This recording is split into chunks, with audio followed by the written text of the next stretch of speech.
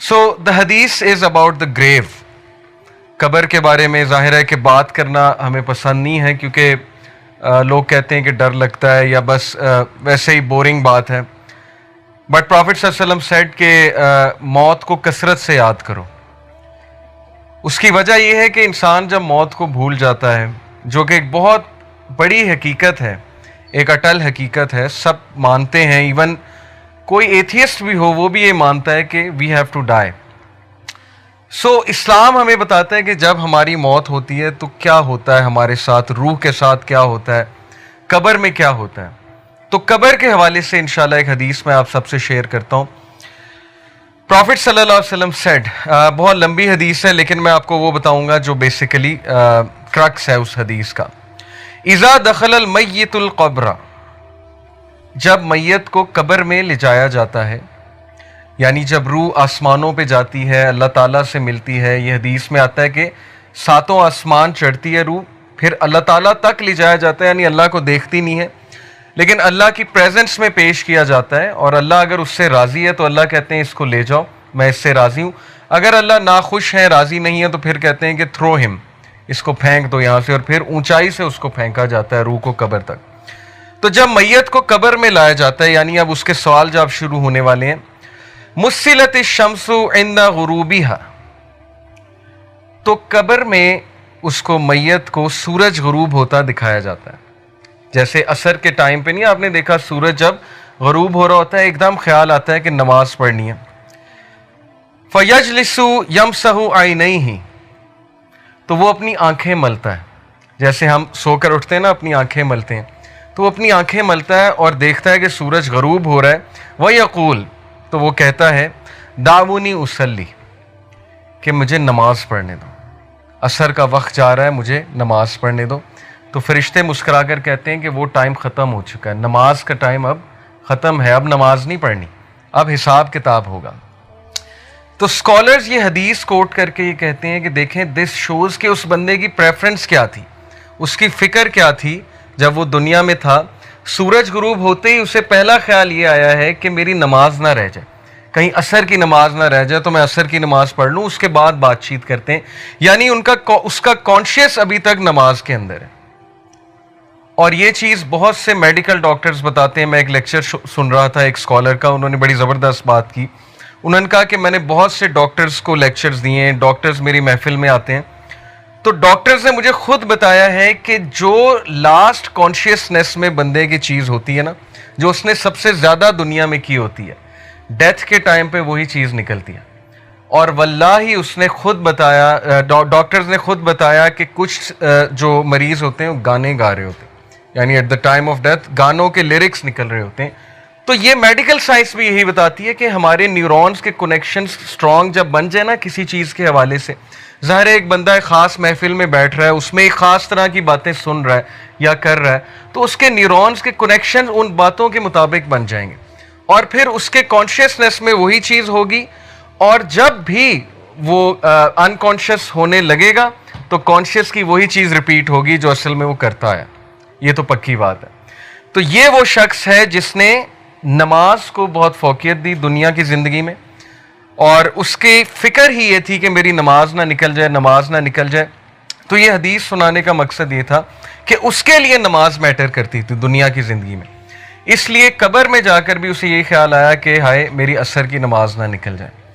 تو this tells us the reality of this world کہ وہ چیزیں جو میٹر کرتی ہیں ہماری زندگی میں انہیں ہم اگنور کر رہے ہیں.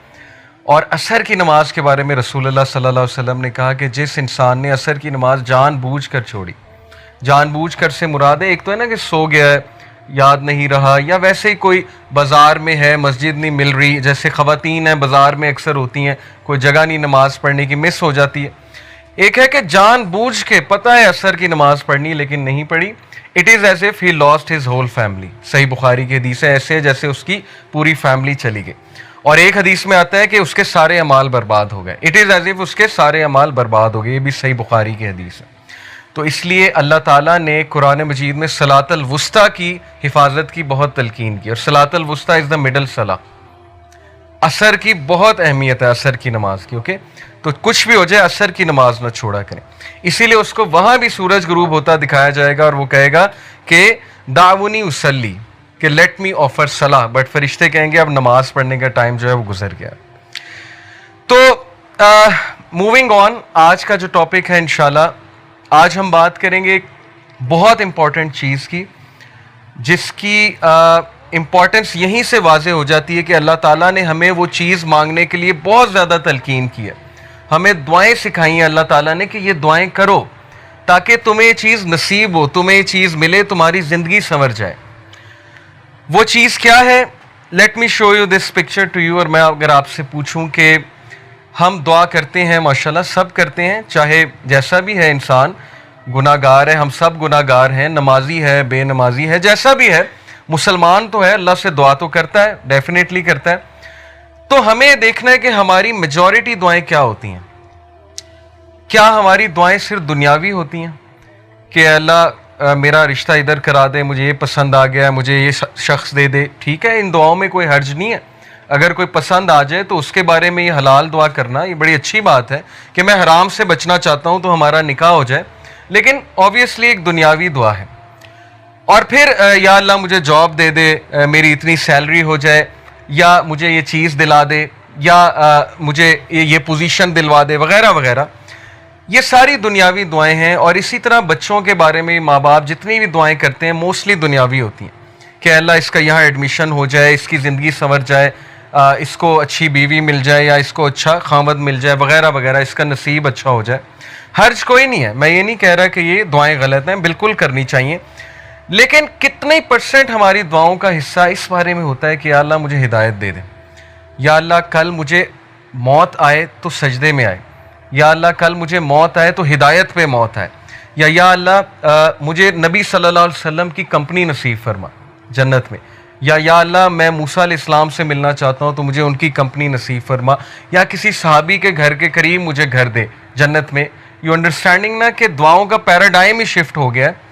دنیاوی تو ہیں ہی، لیکن وہ دعائیں جو ایکچولی میٹر کرتی ہیں، جیسے ابراہیم علیہ السلام کی آپ دعا چیک کریں اور ان کا ویژن چیک کریں. کیا مانگا اللہ سے کہ ربی جعلنی مقیم الصلاۃ ومن ذریتی ربنا وتقبل دعا ربنا اغفر لی ولوالدی وللمؤمنین یوم یقوم الحساب، کہ اے میرے رب میری اولاد کو نماز پر مقیم رکھی. یعنی اپنے لیے بھی دعا کی، اولاد کے لیے. اور اولاد سے مراد پتہ نہیں پشتوں کی پشتیں، کہ میری پشتوں میں سے بے نمازی کوئی نہ آئے. ویژن چیک کریں. ہم تو مانگتے ہیں نا بچے کے لیے جاب مانگتے ہیں، ٹھیک ہے، اچھی بات ہے، بچہ اب جاب پہ لگے، بہت اچھی یونیورسٹی میں جائے، پڑھے.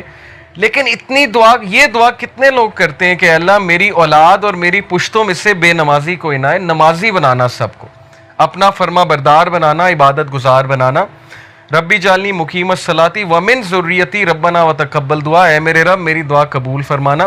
ربنا اغفر لی ولوالدی وللمؤمنین، اے میرے رب مجھے معاف کرنا، میرے والدین کو معاف کرنا، اور مومنین کو جو آنے والے ان کو معاف کرنا. یوم یقوم الحساب، اور اس دن ہمارا حساب آسان لینا. دس از ویژن. یہ ہوتی ہے لیڈرشپ، اور یہ ہوتا ہے ایک لیڈر کی دعا کہ کتنے ویژن کے ساتھ کتنی براڈ دعا کر رہے ہیں.